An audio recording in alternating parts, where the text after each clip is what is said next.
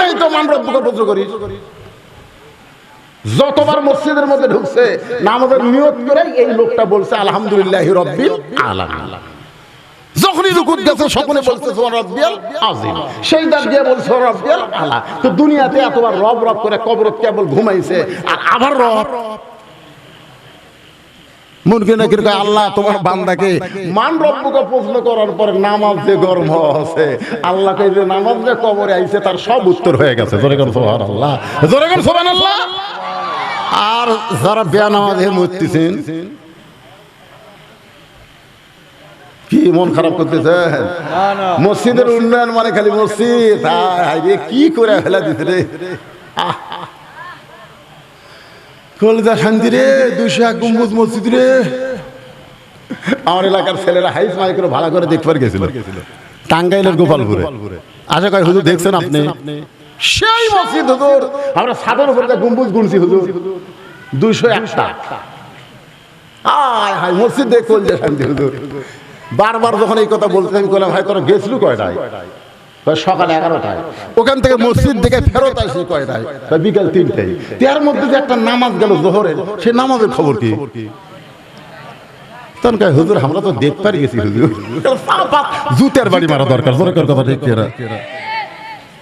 আপনার কোন তো মসজিদ দেখার জন্য সরকার বানাছে না। তাহলে মসজিদের উন্নয়ন মানে মসজিদকে সুন্দর করে সাইজ করা না, মসজিদের উন্নয়ন হলো মুসল্লি কালেকশন। ধরে কোন কথা ঠিক না?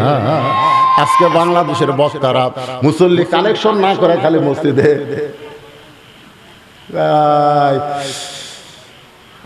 এসি করা লাগতেছে হুজুর, ফ্যান দেওয়ার হচ্ছে না।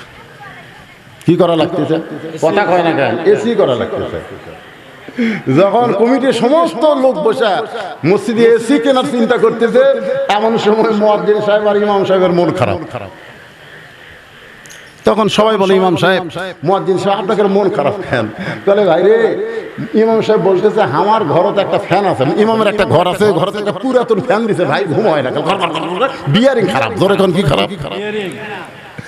গত বছর যে বেতন আছিল, আগা বছরও যে বেতন আছিল, এই বছর সব জিনিসের দাম 3 গুণ হয়ে গেছে, বেতন বাড়ায়নি। বেতন চালে কই এসি আগে কিনা লাগবে, তারপরে বেতন।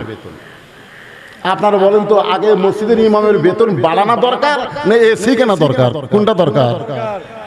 আপনারা হক কথা কর না কেন? কোনটা দরকার? আপনি তো বইয়ের গলা ধরে ঘুম পাড়েন। আসসালাতু খায়রুন নাওম কে কইরে? আজকে মুয়াজ্জিনের বেতন যদি বর্তমান বাজার মূল্যে দিবার না পারেন, যতই নামাজ পড়েন একটা নামাজও কবুল হবে না, একটা নামাজও কবুল হবে না। জানেন 5 ওয়াক্ত যে ইমাম নামাজ পড়ায়, বর্তমান বাজার মূল্যে যদি বেতন দিবার না পারেন, মসজিদ খালি এত ঢপ করে লাভ হবে না, আল্লাহ হাওড়া ভাঙ্গি পিটে। তোরে কোন কথা ঠিক না? ভালো ইমাম নিয়ে আসেন, ভালো খতিব নিয়ে আসেন, ভালো মুয়াজ্জিন নিয়ে আসেন। আমাকে এলাকার এক মুয়াজ্জিন আযান দিবার গেলে কুত্তে এসে লোক মারে, মানে যে মুয়াজ্জিন আযান ধরে কুত্তে পাল্লার কাছে মুয়াজ্জিন আযান দেয়, কুত্তে এত গরম কেন? আমি একদিন মুয়াজ্জিনকে বললাম কে ভাই কি? তো খুবই সমস্যা হুজুর, এই আযান দিবার আসলে কুত্তে এসে লোকমা দেয় করে। আমি বললাম মুয়াজ্জিন তুমি জানো তোমার দাম কত? বলে হুজুর আমার দাম কেমন? আমি তখন কোরআন থেকে একটা আয়াত তেলাওয়াত করলাম, ওয়ামান আহসানু কাওলাম মিম্মান দাআ ইলাল্লাহ ওয়া আমিলা সালিহান ওয়া ক্বালা ইন্নানি মিনাল মুসলিমিন। মুয়াজ্জিন কয় হুজুর এই আয়াতটা আল্লাহকে আমার জন্য নাযিল করছে। আমি বললাম যারা আল্লাহ রাস্তায় দাওয়াত দেয় সবচাইতে বড় দাওয়াত হলো আযান দেওয়া, তার সাথে উত্তম ব্যক্তি আর কেউ নেই। কিন্তু যে ব্যক্তি দাওয়াত দিবে সে দাওয়াত অনুযায়ী তাকে আমল করা লাগবে। ও মুয়াজ্জিন সাহেব, কুত্তা করার কারণ হলো তুমি সত্যি করে বলো তো, তুমি তো মসজিদে আযান দাও, তোমার ছেলেমেয়েরা কি নামাজ পড়ে? মুয়াজ্জিন বলতে হুজুর আমার 2টা আইডিয়া আছে হুজুর, এই শালা আইডিয়ারা চেতনই পায় না। আমি বলি এই জন্য কুত্তে এসে লোকমা দেয় যে মুয়াজ্জিন আগে তোর বেটাক চেতন করা, তারপরে মসজিদে আয়। জোরে কোন কথা ঠিক কিনা? মুয়াজ্জিন মানে আমরা সবাই মুয়াজ্জিন, এক মুয়াজ্জিন মসজিদে আযান দেয়, আর প্রত্যেকটা বাড়ির বাবা তার সন্তানের জানলায় আযান দেওয়া লাগবে, বলা লাগবে। হয়তো মুয়াজ্জিনের আযানের চেতন পাবি না, কারণ আর্জেন্টিনার খেলা দেখে 3টা পর্যন্ত। জোরে কোন কয়টা পর্যন্ত? 3টা পর্যন্ত খেলা দেখে ওর চোখত ঘুম নাই। যেই মাত্র খেলা শেষ হয়ে গেছে, ওই এমন ঘুম দিছে ভাই, শীতকালে হচ্ছে খেলা, ওই খেলার সময় যখন মুয়াজ্জিন ফজর আযান দেয়, ওই আযান শুনে আপনার ছেলে বিরক্ত হয়ে ওই ল্যাপটা মাথার উপরে দেয়। ল্যাপটা যখন মাথার উপর দেয় তখন পাও তো বার হবে, ওই পাও টানা না বুকের সঙ্গে ল্যাপটা ধরে থাকে।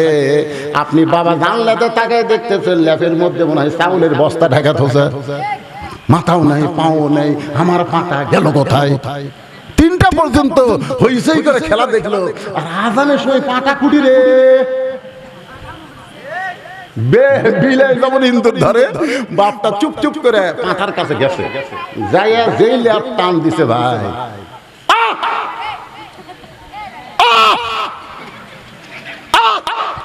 বেটা চিল্লা খাবা, আপনি নামাজ পড়া বাদ দেয় আমার ঘরে ঢুকে করতেছেন কেন? করার কারণ হলো তোর সাইজ আর সকালবেলা সাইজ থেকে কুত্তার সাইজ একই সাইজ রে, তোর বেটারা কুত্তে রে। আপনি বেটা কুত্তা করছেন, শয়তান। 3টা পর্যন্ত খেলা দেখিস, মেসি কিভাবে পাস করে গোল করে ওইটা তুই কভার পারিস, নেইমার কি করে গোল করলো সেইটা কভার পারিস, আর শালার বেটা শালা মসজিদে আযান দিতেছে তোর পাশে গেলে ওঠ ওঠ ওঠ চল চল। এই এই এই সুটকা গুলো বেশি পাগলা হয়ে গেল, ভালো করে শোন।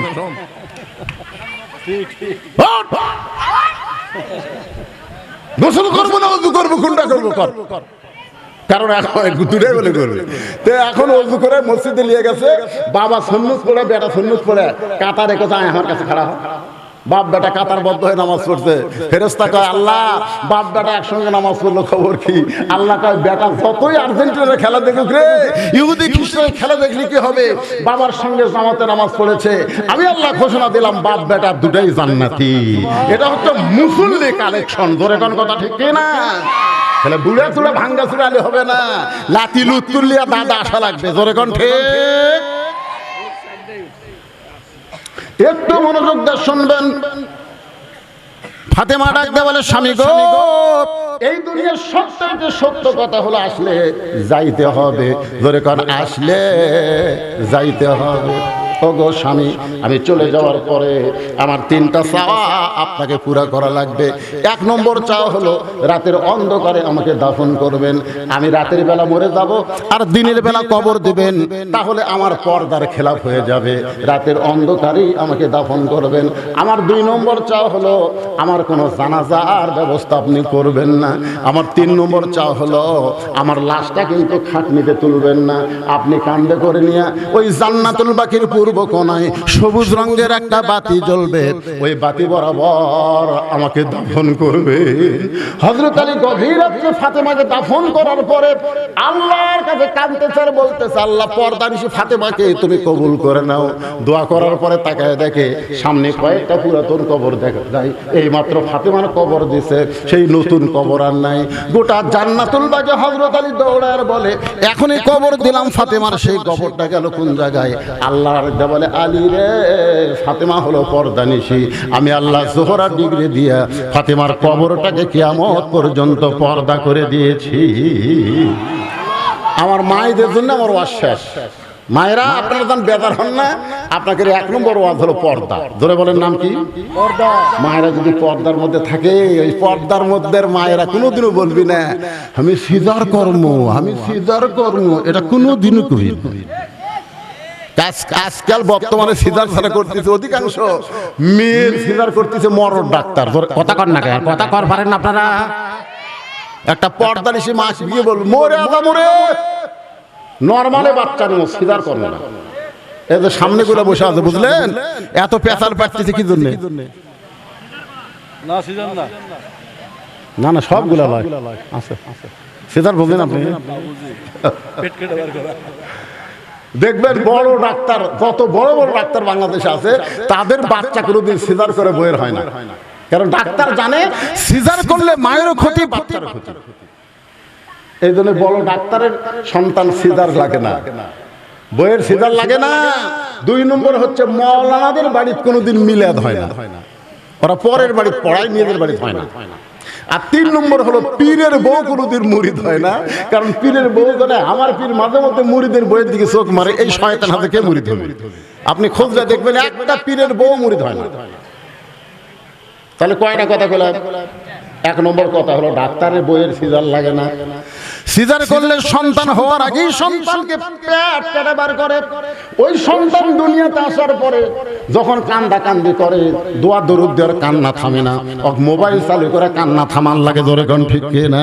ওই খাবার বসে খায় না, মোবাইল চালু করে দিলে তারপরে খায়। এরা হলো সিজার করা, জোরে কোন কি করা? এই সিজার করবে না পর্দানিশী মা।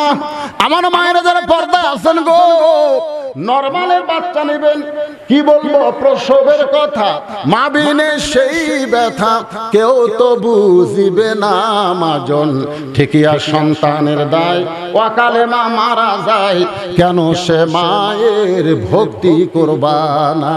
এখন চলে আসি আমরা যে আয়াতে কারিমা তেলাওয়াত করলাম।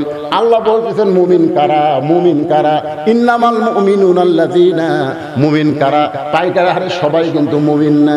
মুমিনদের বৈশিষ্ট্যের মধ্যে এক নম্বর বৈশিষ্ট্য হলো ইজা যুকিরাল্লাহু ওয়াজিলাত কুলুবুহুম, যখন তারা আল্লাহর জিকির, এ ভাই এই কোরআনের আয়াতে তাফসীর শুরু হয়ে গেছে, যখন তারা আল্লাহর জিকির করবে, এই জিকির করার কারণে তাদের অন্তরের মধ্যে তড়পড়ানি শুরু হবে। বর্তমানে জিকির করলে শরীর কাঁপে না অন্তর কাঁপে? আপনাকে এলাকার জাকের বেটি নাই?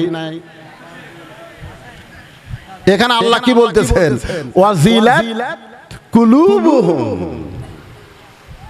এমন একটা জিকির আল্লাহর কোরআন, যেই জিকিরে অন্তরের মধ্যে প্রশান্তি হয়, অন্তরের মধ্যে তড়পড়ানি হয়।